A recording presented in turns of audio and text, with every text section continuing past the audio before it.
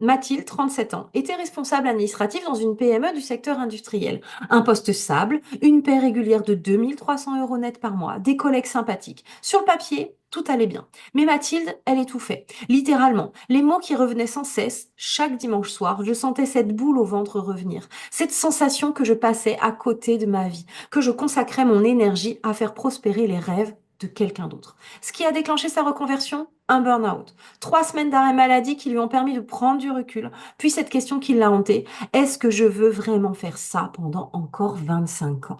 Sa réponse a été un non catégorique. Mais immédiatement, les doutes financiers se sont manifestés. Comment vais-je payer mon crédit immobilier? Et si je n'arrive pas à trouver des clients? Et si je me retrouve à gagner moins qu'avant pour travailler plus? Des questions légitimes, les mêmes que se posent probablement certains d'entre vous en ce moment. Mathilde, elle s'est formée au marketing digital avec une spécialisation en community management pour les PME industrielles, son ancien secteur. Un choix stratégique, mais qui allait s'avérer décisif. Elle a investi dans une formation certifiante et les débuts ont été compliqués. Les premiers mois, j'ai gagné 800 €. Total, j'ai sérieusement douté. Je me réveillais parfois en pleine nuit, prise de panique, à l'idée d'avoir fait une erreur monumentale.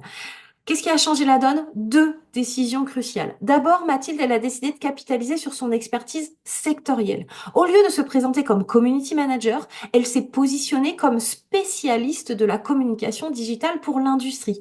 Un changement subtil mais radical dans la façon dont les clients potentiels la percevaient. Du jour au lendemain, elle n'était plus du tout une prestataire parmi d'autres, mais elle était la spécialiste qui comprenait les enjeux spécifiques de leur secteur.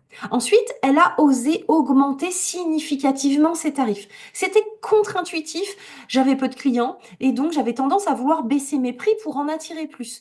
Mon mentor m'a convaincu de faire l'inverse, augmenter mes tarifs de 30% et investir dans ma visibilité.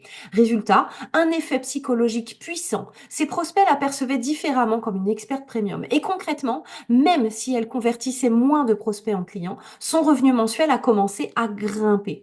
6 mois après sa formation, Mathilde facturait 3 200 € par mois. Un an après, elle atteignait régulièrement les 5 000 € mensuels, voire des mois à 7 000 €. Aujourd'hui, après 18 mois d'activité, elle a dû refuser des clients et constituer une liste d'attente. Son revenu mensuel moyen, 6 500 € pour 30 heures de travail par semaine.